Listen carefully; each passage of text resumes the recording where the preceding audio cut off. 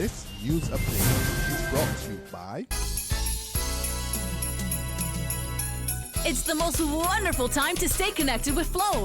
Get great deals on prepaid and postpaid plans.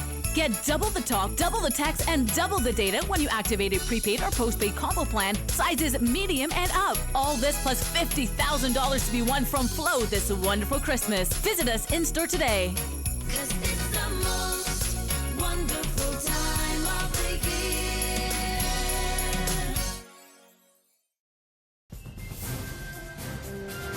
It's Thursday, January the 5th, 2017, and this is your Barbados Today afternoon update. I'm Emmanuel Joseph. Thanks for joining us. Topping the news at this hour, the Minister Stuart administration has been put on notice of possible industrial action over issues surrounding the Combermere School closure. On the eve of a meeting called by the Ministry of Education to update teachers on the school's readiness or lack of readiness to reopen, President of the Barbados Secondary Teachers Union, Mary Redmond, has expressed dissatisfaction at the timing of that meeting, as well as a separate one with parents and guardians the same day. In a statement issued today, Redmond suggested that the timing of those meetings was a strategy by the ministry to stave off any action by the union to protect its members and students in light of the environmental problems at the school. The BSTU is therefore warning the ministry that any strategy behind its decision has not gone unnoticed and will not preclude any action the union might have to take. Meanwhile, President of the Barbados Union of Teachers, Pedro Shepherd, says his organization will continue its fight to resolve all outstanding matters this year and hopes 2017 will not be one of confrontation.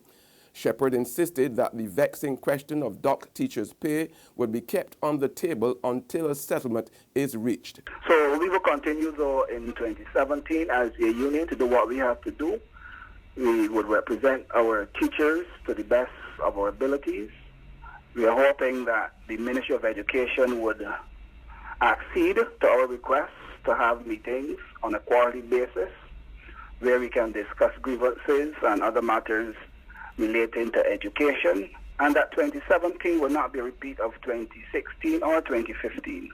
We also have to bring back on the table the matter of appointments, because we would have had 416 or so done in 2015 after ads were placed in 2013. So some 2 years later we were able to get 416 out of maybe about 900 teachers who are actively pursuing permanent appointment in the teaching service. So there's still about 500 teachers in the system to be appointed.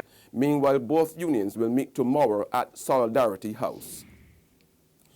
Prime Minister Stuart says Barbados hit a record number of stay-over visitors last year of 610,000 people.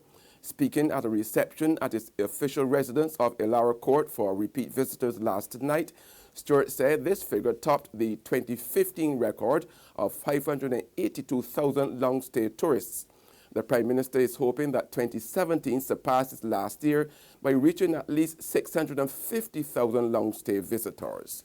During our Jubilee year, we were able to attract, according to my advice, 610,000 visitors, long-stay visitors to Barbados, which is supposed to be another record.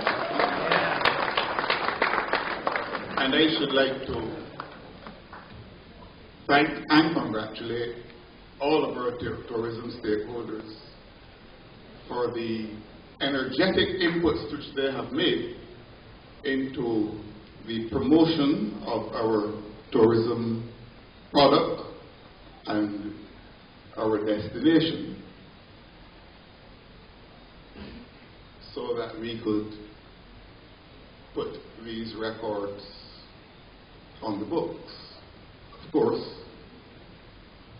there is no clause in Adam's will that says that records should end in the year 2016.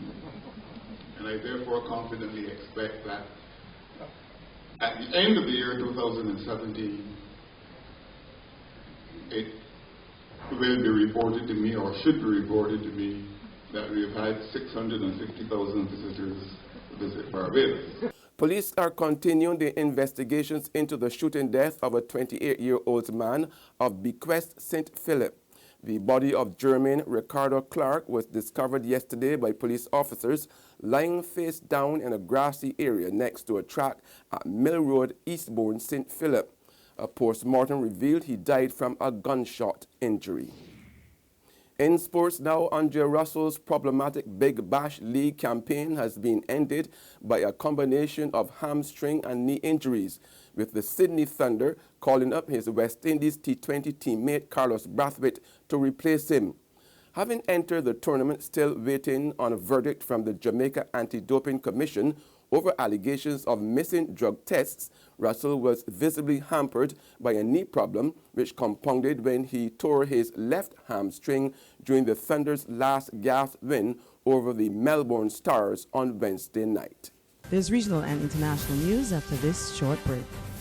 Naniki Barbados Music Festival 2017. Get ready to see Chrisette Michele, Third World, Nicholas Branker, and more. Naniki Barbados Music Festival presents 5 amazing shows from January 11th to 15th. On January 11th and 12th, Canadian jazz icon Oliver Jones presents Swan Song at Divi South Winds and Jazzin' with Naniki at the Frank Collymore Hall. On January 13th, Reggae Ambassadors Third World will rock Ilaro Court East. On January 14th, it's Sounds of the City with Grammy Award winner Chrisette Michele. The curtain comes down January 15th with Nicholas Branker's ISO Journey Through the Years, featuring Allison Hines, Gabby, Griner, Edwin, and David Rudd. Available now at ticketpal.com. In regional news now, Oil Field Workers Trade Union leader Ansel Roger kept his promise to serve notice of strike action to the president of Petrotrin today, as a marathon meeting that ended last night failed to end the impasse between the union and management over wage negotiations. But the strike will not take effect today. Juhel Brown has been monitoring developments overnight and today, as the union says there is still time for a resolution. We have served strike notice on the company, and they are now officially legally served, and to expect us to leave the job come Monday morning, 10 o'clock. OWTU President General Ansel Roger outside of the head office of the state-owned oil company Petrotrin, as it issued a release confirming strike notice was served on the company. Petrotrin stated that representatives of the company met with the OWTU officials at the Ministry of Labour in San Fernando on Tuesday, the last day of the 14-day conciliation period for the negotiations regarding the period 2014 to 2018. Both parties were unable to arrive at a mutual resolution. The company further said the Labour Minister invited both parties to meet at 1:30 p.m. on Thursday at the Ministry of Labour's offices in Port of Spain. Mr. Roger said the collective agreement provides for the company to have a minimum of a 96-hour grace period which ends on Sunday morning, but the union has given Petrotrin another 24 hours, expressing hope that the matter can be resolved before Monday. On the international scene, lawmakers and senior U.S. intelligence officials drew a line in the sand for Donald Trump on Thursday, presenting a united front on their conclusion that Russia is a major threat to the United States and was behind election hacking, a conclusion the president-elect has refused to accept. Chairman of the Senate Armed Services Committee, Arizona Republican John McCain, emphasized the Russian role and delivered an implicit rebuke to Trump. Every American should be alarmed by Russia's attacks on our nation. There is no national security interest more vital to the United States of America than the ability to hold free and fair elections without foreign interference. That's why Congress must set partisanship aside, follow the facts, and work together to devise comprehensive solutions to deter, defend against, and when necessary, respond to foreign cyber attacks. As we do, we must recognize that the recent Russian attacks are one part of a much bigger cyber problem. Russian cyber attacks have targeted the White House, the Joint Staff, the State Department, our critical infrastructure. Chinese cyber attacks have reportedly targeted NSA, the Department of State and Commerce, congressional offices, military labs, the Naval War College, and U.S. businesses, including major defense contractors. That's news and sports, but for the very latest, visit our website at www.barbadostoday.bb. Also subscribe to our e-paper email updates and like us on Facebook. We are also on Izumi Media in bus terminals, or screenplay at supermarkets and gas stations near you, as well as Channel 99 on Flow TV and Mix 96.9 FM. I'm Emmanuel Joseph. Have a fantastic day.